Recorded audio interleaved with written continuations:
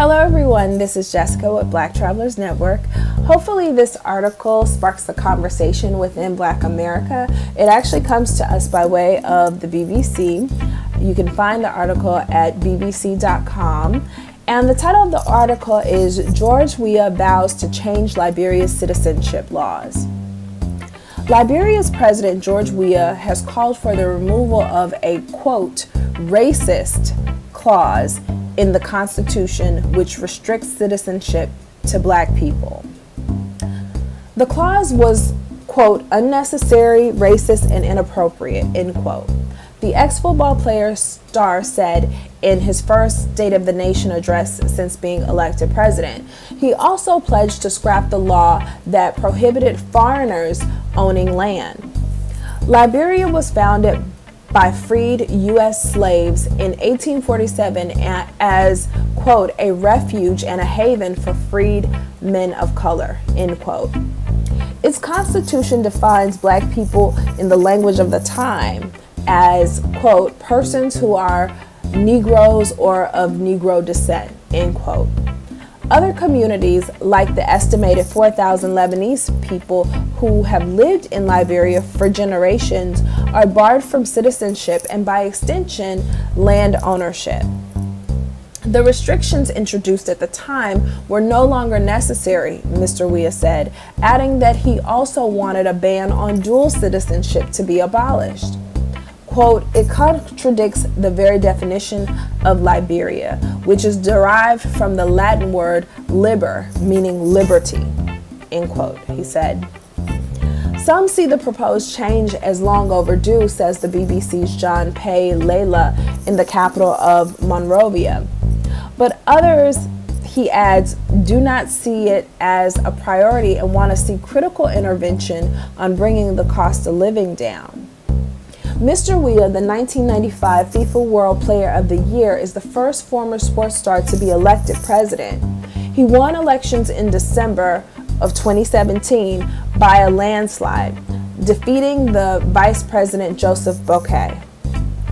The former AC Milan and Chelsea player succeeded Ellen Johnson Sirleaf, Africa's first elected female president who stepped down after 2 terms. In his address in Parliament on Monday, Mr. Weah also announced that he would be taking a pay cut of 25% because the government and the economy were broke. Quote, our currency is in free fall.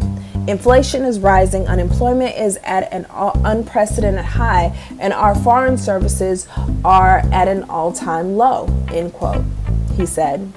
He asked MPs to follow my lead, quote, and agreed to a pay cut. Quote, let us all remember that we were elected to serve the Liberian people and not to be masters of them, end quote, Mr. Weah said in an address that was interrupted by wild applause.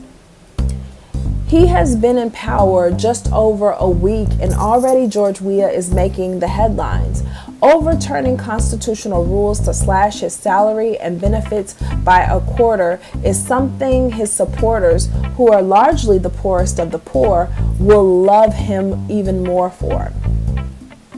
He has also pledged to change Liberia's land ownership rules, currently restricted to citizens only, claiming no foreign investor can work in a country where they cannot buy land.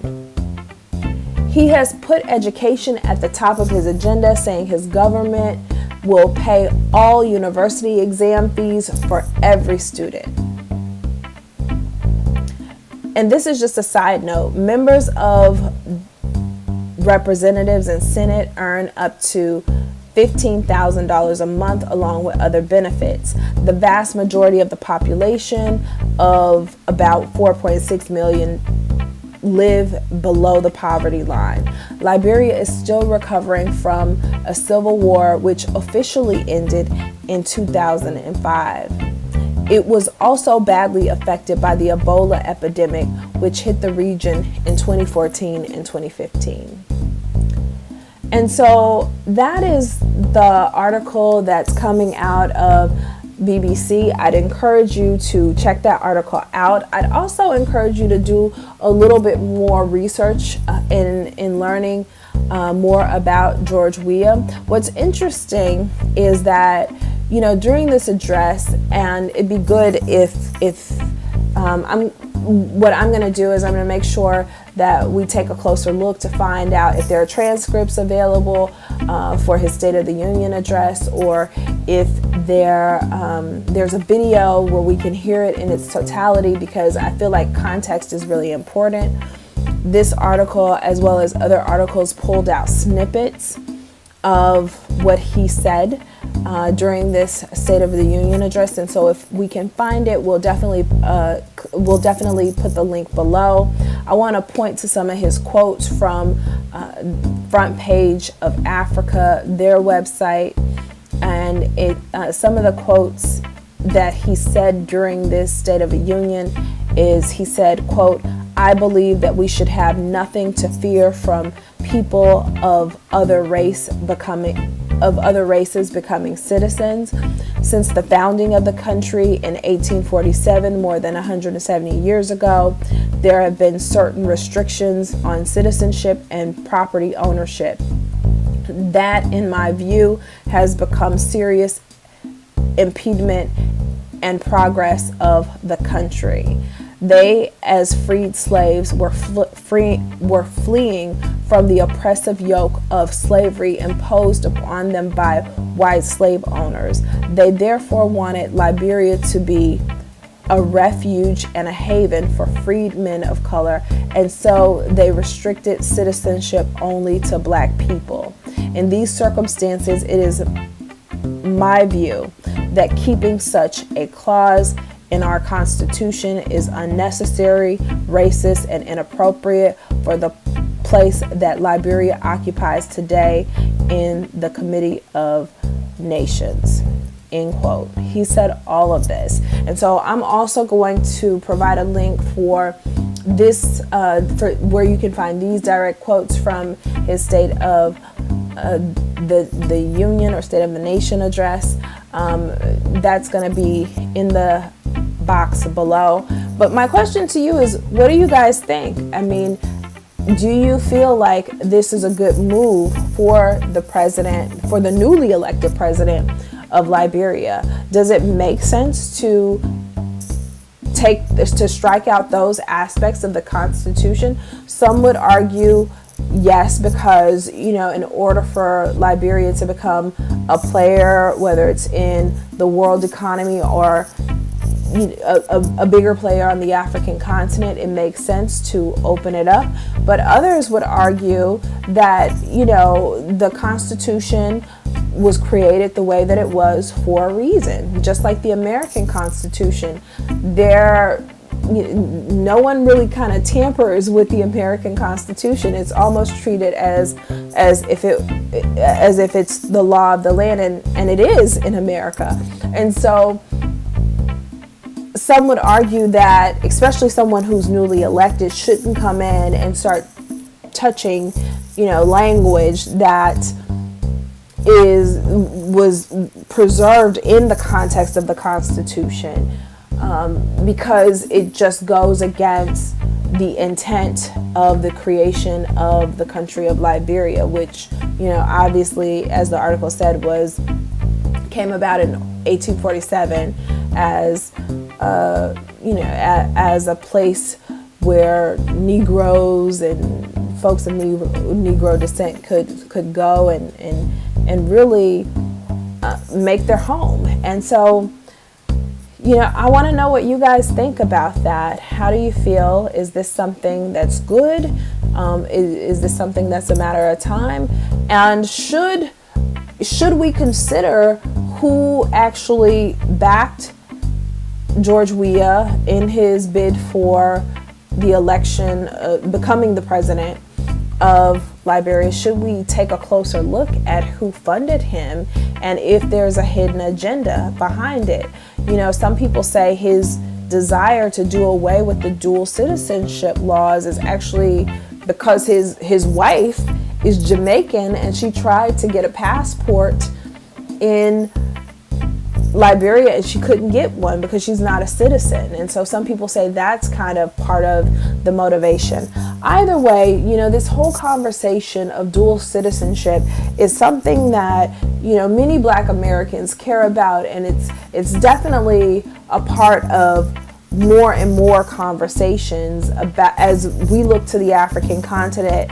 And I know from the people who are a part of Black Travelers Network, who want to travel, they want to explore different parts of Africa. I know that many people are looking for a homeland that is kind of like an addition to their American homeland. Like, many people like the idea and the concept of having dual citizenship. If you look to those in the Jewish community, many of them have a pathway to achieving dual citizenship, being American citizens, and then pursuing dual citizenship through Israel. And so many Black Americans are wanting to see that as a possibility. But when you look to the African continent, it's really hard to find those countries where you can obtain dual citizenship. And quite frankly, a lot of people say the closest you get is Ghana, but Ghana has what is called the right to abode. The right to abode and dual citizenship are two very different things. With the right to abode, you have an opportunity to live in the destination, and sort of like, to live in the country, and take up roots for an extended period of time. You can be there so long as you abide by the laws and fulfill the responsibilities of those who are have the right to abode.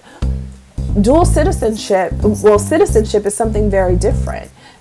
Folks in Ghana who have the right to abode can live in the country and exist almost as citizens, but decisions around elections and voting, those are rights that are granted to citizens that they don't get to observe. I mean, some countries obviously have laws around property ownership, and property ownership is very important because when we talk about an accumulation of wealth and passing wealth down from generation to generation, property ownership is a very important part of that conversation. And so I just want to encourage you guys to take a closer look at this article. If you find anything more about George Weah, definitely leave comments and let us know what you think.